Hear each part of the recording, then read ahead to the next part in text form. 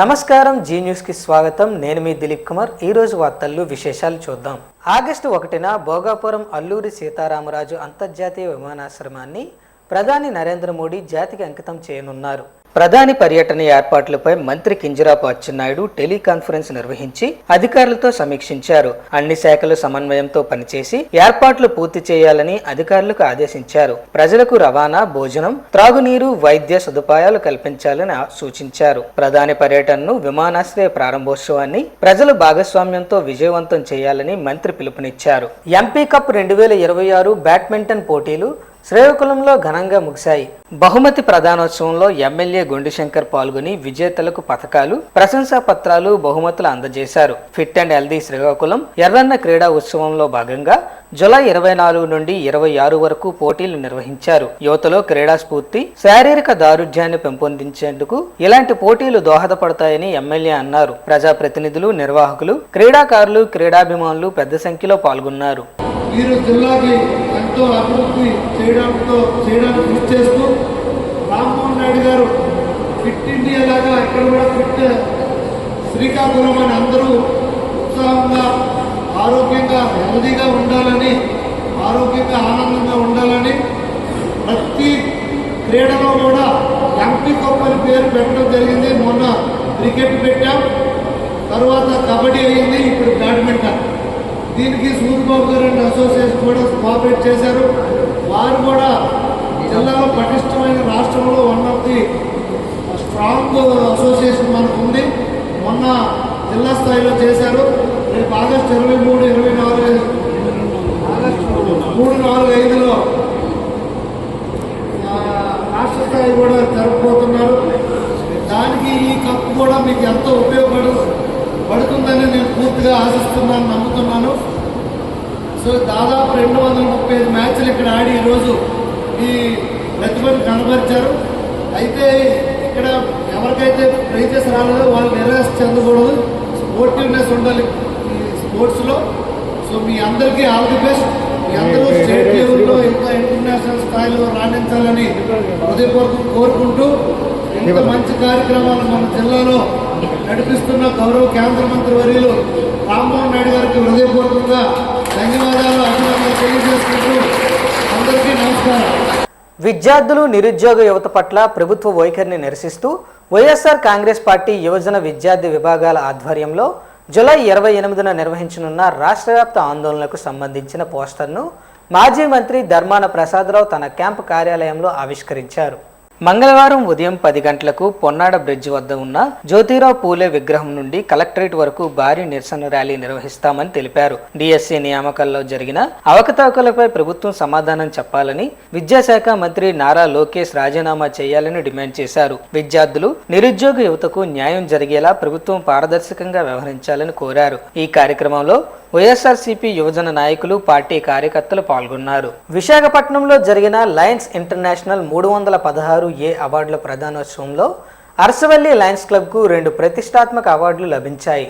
2025-26 సంవత్సరానికి hunger feeding కార్యక్రమంలో ఉత్తమ సేవలకు బెస్ట్ అవార్డు, వివిధ సేవా కార్యక్రమాల్లో విశేష కృషికి ఉత్తమ సేవ ప్రశంసా పత్రం అందుకున్నారు. క్లబ్ వ్యవస్థాపక అధ్యక్షులు లయన్ కరణం హారికా ప్రసాద్, గవర్నర్ సూర్యప్రకాష్ రావు చేతుల మీదుగా అవార్డును స్వీకరించారు. ఈ అవార్డులు తమ బాధ్యతను మరింత పెంచాయని, 2026-27లో మరిన్ని సేవా కార్యక్రమాలు చేపడతామని హారికా ప్రసాద్ తెలిపారు. ఈ సందర్భంగా క్లబ్ సభ్యులు, పలువురు లయన్స్ నాయకులు హర్షవల్లి లయన్స్ క్లబ్ ను అభినందించారు. ఎస్సీ, ఎస్టీ వర్గాలపై అంటరానితనం, అత్యాచారాల నివారణపై అవగాహన కల్పించేందుకు జిల్లా న్యాయ సేవా సంస్థ ఆధ్వర్యంలో పాతపట్నం మండలం కోడూరు గ్రామంలో సెన్సిటైజేషన్ కార్యక్రమం నిర్వహించారు. ముఖ్య అతిథి కె హరిబాబు మాట్లాడుతూ, రాజ్యాంగం కల్పించిన సమాన హక్కును ప్రతి ఒక్కరూ గౌరవించాలని, ఎస్సీ, ఎస్టీ వర్గాలపై వివక్ష, అవమానాలు, దాడులు చట్టరీత్యా నేరమని తెలిపారు. PCR act 1955, SC ST POA act 1989 నిబంధనలను వివరించి బాధితులు ఉచిత న్యాయ సహాయం కోసం డిఎల్ఎస్ఏ టోల్ ఫ్రీ నంబర్ 15-100ను సంప్రదించాలని సూచించారు. ఈ కార్యక్రమంలో MRO N Prasad, MPDO HV Ramana, panel న్యాయవాదులు, అధికారులు, ఆశా వర్కర్లు, గ్రామస్తులు పాల్గొన్నారు. ఏముంది 15100 కూడా రాలేమనుకుంటే మీరు మీ చేతిలో ఉన్నటువంటి ఆ చరవాణి ఉంది కదా, ఫోన్, ఆ ఫోన్ తీసుకొని ఒక్క నెంబర్ చేశారంటే డైరెక్ట్గా ఆ ఫోను సుప్రీంకోర్టుకి వెళ్ళిపోతుంది. సుప్రీంకోర్టు అంటే దేశ అత్యున్నత న్యాయస్థానం ఢిల్లీలో ఉంటుంది. అక్కడ ఏ గ్రామం నుంచి వచ్చిందో తెలుసుకొని ఆ గ్రామం సంబంధించిన జ్యుడిషియల్ ఆఫీసర్కి ఆ ఫోన్ అనేది కలుపుతారు అనమాట. సో మీ సమస్య అల్టిమేట్గా ఎక్కడికి వస్తుంది? నా దగ్గరికి వస్తుంది అనమాట. నేను ఈ యొక్క పాతపట్నం జడ్జి గారికి మీ సమస్య నేను పంపిస్తాను. సో మీరందరికీ ఉచిత న్యాయ సహాయం అనేది అందుబాటులో ఉన్నది. ఆ న్యాయ సహాయాన్ని మీరు పొందాలంటే ఏదర్ కోర్టుకైనా రావచ్చు లేదా ఫోన్ ద్వారా అన్నా తెలియపరచవచ్చు. రాష్ట్ర వ్యవసాయ శాఖ మంత్రి కింజరాపు అచ్చెన్నాయుడు విజయమాధవి దంపతుల పెద్ద కుమారుడు కింజరాపు కృష్ణమోహన్ నాయుడు ఢిల్లీలోని ఓపీ జిందాల్ గ్లోబల్ యూనివర్సిటీలో LLB డిగ్రీ పట్టా అందుకున్నారు. యూనివర్సిటీ స్నాతకోత్సవ కార్యక్రమానికి మంత్రి అచ్చెన్నాయుడు దంపతులతో పాటు కేంద్ర మంత్రి కింజరాపు రామ్మోహన్ నాయుడు దంపతులు హాజరై కృష్ణమోహన్ ను అభినందించి ఆశీర్వదించారు. ఈ సందర్భంగా పలువురు ఆయనకు శుభాకాంక్షలు తెలియజేస్తూ ఉన్నత శిఖరాలు అధిరోహించాలని ఆకాంక్షించారు. జర్నలిస్టుల హక్కుల సాధన కోసం Indian federation of working journalist ఆధ్వర్యంలో ఢిల్లీలోని జంతర్ మంతర్ వద్ద సోమవారం ఒకరోజు శాంతియుత నిరసన దీక్ష నిర్వహించారు. ఈ కార్యక్రమానికి తెలంగాణ, ఆంధ్రప్రదేశ్ జర్నలిస్టు సంఘాలు, ఢిల్లీ ప్రెస్ క్లబ్ సంఘీభావం ప్రకటించాయి. ఏపీ IFWJ రాష్ట్ర ఇన్ఛార్జ్ ఈశ్వర్రావు నేతృత్వంలో రాష్ట్రం నుండి బృందం పాల్గొంది. గ్రామీణ విలేకరుల సమస్యలు, జర్నలిస్టుల శ్రమదోపిడీపై నాయకులు ఆందోళన వ్యక్తం చేశారు. జాతీయ పెన్షన్ పథకం అమలు, రైల్వే పాస్ రాయితీ పునరుద్ధరణ, జర్నలిస్టుల రక్షణ చట్టం, నేషనల్ మీడియా కమిషన్ ఏర్పాటు, కనీస వేతనాల అమలు వంటి డిమాండ్లు కేంద్ర ప్రభుత్వానికి వినిపించారు. ఈ కార్యక్రమంలో వివిధ రాష్ట్రాల జర్నలిస్టుల సంఘాల నాయకులు, ప్రతినిధులు పాల్గొన్నారు. ప్రభుత్వాలు కూడా పట్టించుకునే విధంగా ఉంది. కనీస వేతనాలు కూడా అమలు చేయలేని పరిస్థితిలో ఈరోజు అనేక కమిషన్లు చెప్పినా సరే వేతనాలు సకాలంలో చెల్లించే యాజమాన్యాలు కూడా ఉన్నాయి. అటువంటి వాటిపై ఎటువంటి చర్యలు కూడా తీసుకోవట్లేదు. ఈరోజు జాతీయ పెన్షన్ స్కీమ్ కూడా అమలు చేయాలని IFWJ పూర్తి స్థాయిలో డిమాండ్ చేస్తుంది. అలాగే సంక్షేమ సౌకర్యాలు కూడా కల్పించాలని IFWJ డిమాండ్ చేస్తుంది. ఈరోజు PWJ Telangana working journalist federation చేస్తున్న ఎంతో సాహసోపేతమైన చర్యలు దేశం నలుమూలలో కూడా జర్నలిస్టులు అందరూ కూడా చూస్తున్నారు. మొట్టమొదటిసారిగా జంతర్ మంతర్లో ఇటువంటి పెద్ద కార్యక్రమాన్ని తెలంగాణ శాఖ చేయడం మా అందరికీ ఉత్ప్రేరకంగా చేస్తుందని తెలియజేస్తున్నాం. జిందాబాద్ జిందాబాద్ జిందాబాద్ జిందాబాద్ జిందాబాద్ జిందాబాద్. నాకు ఇచ్చారు, ధన్యవాదాలు తెలుపుతున్నాను.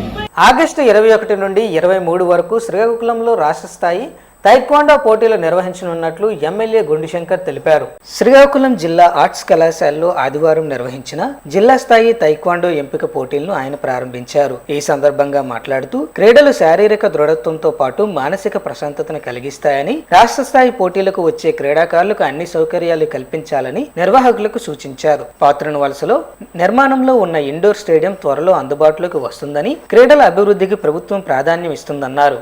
జిల్లా తైక్వాండో అసోసియేషన్ ప్రధాన కార్యదర్శి కోమర భాస్కర్ మాట్లాడుతూ జిల్లా స్థాయి పోటీల్లో విజేతలైన క్రీడాకారులు రాష్ట్ర స్థాయి పోటీల్లో శ్రీకాకుళం జిల్లా తరపున ప్రాతినిధ్యం వహిస్తారని తెలిపారు. కార్యక్రమంలో పలువురు క్రీడా విద్యారంగ ప్రముఖులు పాల్గొన్నారు. కనీస వేతనం 26,000 అమలు చేయాలని డిమాండ్ చేస్తూ జూలై 30, 31 తేదీల్లో నిర్వహించే చెలో కలెక్టరేట్ కార్యక్రమాన్ని విజయవంతం చేయాలని CITU జిల్లా అధ్యక్షుడు CH అమ్మన్నాయుడు పిలుపునిచ్చారు. హెచ్చెర్ల మండలం నాగార్జున అగ్రి క్యాంప్ పరిశ్రమ వద్ద నిర్వహించిన సమావేశం అనంతరం బైక్ ర్యాలీ చేపట్టారు. ఈ సందర్భంగా ఆయన మాట్లాడుతూ షెడ్యూల్ పరిశ్రమలు, కాంట్రాక్ట్ అవుట్సోర్సింగ్ కార్మికులకు కనీస వేతనాలు పెంచాలని, 18 ఏళ్లుగా వేతనాల సవరణ లేక కార్మికులు తీవ్ర ఇబ్బందులను ఎదుర్కొంటున్నారని అన్నారు. కార్మిక వ్యతిరేక లేబర్ కోడ్లను రద్దు చేసి పెట్రోల్, డీజిల్, గ్యాస్ ధరలను తగ్గించాలని డిమాండ్ చేశారు. ఈ కార్యక్రమంలో CITU నాయకులు, నాగార్జున అగ్రి క్యాంప్ కార్మికులు పాల్గొన్నారు. వంశధార ప్రాజెక్టుకు ఫేజ్ 2లో భాగంగా నేరేడు బ్యారేజీ నిర్మాణానికి రాష్ట్ర ప్రభుత్వం 641.10 కోట్ల పరిపాలనా అనుమతులు మంజూరు చేస్తూ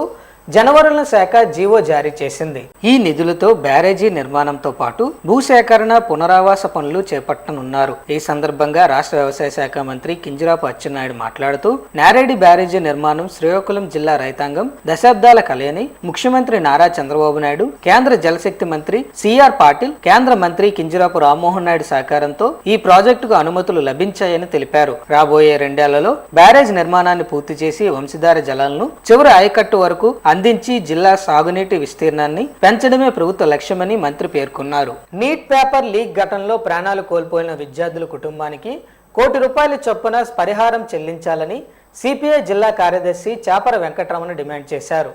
శ్రీకాకుళంలోని అంబేద్కర్ విగ్రహం వద్ద నిర్వహించిన ధర్నాలో ఆయన మాట్లాడుతూ ఎన్టీఏను రద్దు చేసి పరీక్షల నిర్వహణ బాధ్యతను రాష్ట్రాలకు అప్పగించాలని కోరారు. విద్యా వ్యవస్థలో అక్రమాలను అరికెట్టి ప్రక్షాళన చేయాలని, ఢిల్లీ జంతర్ మంతర్ వద్ద ఆందోళన చేసిన వారిపై నమోదైన కేసులను ఎత్తివేయాలని, ఎన్ఈపీని ఉపసంహరించుకోవాలని కేంద్ర ప్రభుత్వాన్ని డిమాండ్ చేశారు. ఈ కార్యక్రమంలో సిపిఐ, ఏఐవైఎఫ్, రైతు సంఘ నాయకులు, కార్యకర్తలు పాల్గొన్నారు.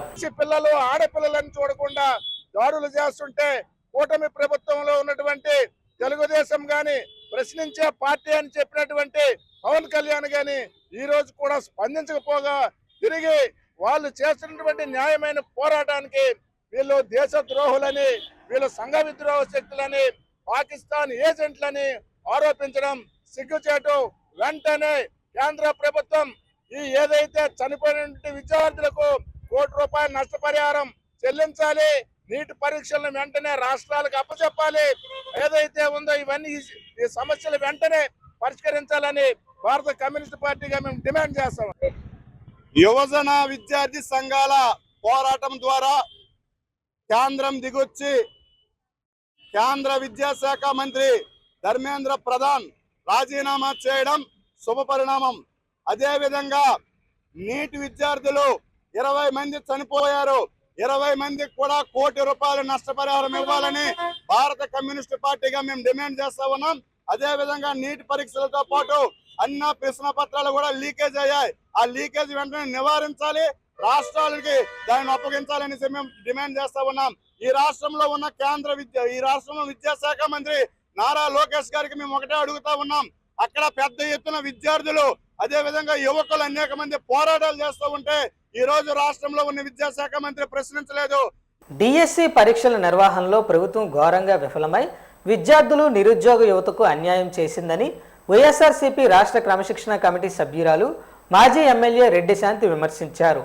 డిఎస్సి అక్రమాలపై వెంటనే సిబిఐ దర్యాప్తు చేపట్టాలని, 10,000 కోట్ల ఫీజు రియంబర్స్మెంట్ బకాయిలను విడుదల చేయాలని, ఎన్నికల్లో ఇచ్చిన హామీ మేరకు నిరుద్యోగులకు నెలకు 3,000 భృతి చెల్లించాలని డిమాండ్ చేశారు. అలాగే డిఎస్సి వ్యవహారానికి బాధ్యత వహిస్తూ విద్యాశాఖ మంత్రి నారా లోకేష్ రాజీనామా చేయాలని కోరారు. విద్యార్థులు, నిరుద్యోగుల సమస్యలపై వైఎస్ఆర్సీపీ పిలుపు మేరకు జూలై 28న శ్రీకాకుళం వైఎస్ఆర్ విగ్రహం నుండి సూర్యమహల్ వరకు భారీ నిరసన ర్యాలీ నిర్వహించనున్నట్లు తెలిపారు. విద్యార్థులు, డిఎస్సి అభ్యర్థులు, నిరుద్యోగ యువత పెద్ద ఎత్తున పాల్గొని విజయవంతం చేయాలని పిలుపునిచ్చారు.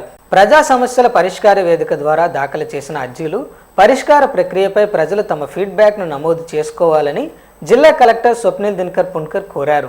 సోమవారం కలెక్టరేట్లో పీజీఆర్ఎస్ అర్జీల స్వీకరణ, సమగ్ర విచారణ, పరిష్కార ప్రక్రియపై సంబంధిత అధికారులతో ఆయన సమీక్షించారు. ఈ సందర్భంగా కలెక్టర్ మాట్లాడుతూ పీజీఆర్ఎస్ లో పిటిషన్ దాఖలు చేసిన అభ్యర్థులు తమకు అందిన పరిష్కారం పట్ల సంతృప్తిగా ఉన్నారా లేదా అనే విషయాన్ని ప్రత్యేక క్యూఆర్ కోడ్ ద్వారా తెలుసుకోవచ్చని పేర్కొన్నారు. ప్రభుత్వం అందుబాటులోకి తెచ్చిన క్యూఆర్ కోడ్ ని స్కాన్ చేయడం ద్వారా గానీ లేదా పోర్టల్ లింక్ ద్వారా గానీ అర్జీదారులు తమ ఫీడ్బ్యాక్ ను సులభంగా సమర్పించవచ్చని స్పష్టం చేశారు. ఫీడ్బ్యాక్ నమోదు చేసిన అనంతరం సంబంధిత అధికారులు అర్జీదారులతో నేరుగా మాట్లాడి సమస్య తీవ్రతను, పరిష్కారం నాణ్యతను పునఃపరిశీలిస్తారని ఆయన వివరించారు. సమస్యల పరిష్కారంలో పారదర్శకత, బాధ్యతారాహిత్యాన్ని నిర్మూలించడమే లక్ష్యంగా ఈ ఫీడ్బ్యాక్ వ్యవస్థను అమలు చేస్తున్నట్లు కలెక్టర్ వెల్లడించారు. అర్జీలు కేవలం కాగితాలకే పరిమితం కాకుండా నాణ్యమైన రీతిలో పరిష్కారం అయ్యేలా క్షేత్రస్థాయి అధికారులు కృషి చేయాలని సూచించారు. ప్రజలందరూ ఈ డిజిటల్ ఫీడ్బ్యాక్ సౌకర్యాన్ని వినియోగించుకోవాలని కోరారు. వార్తలు సమాప్తం. తర్వాత బులెటిన్లో కలుసుకుందాం. నమస్కారం.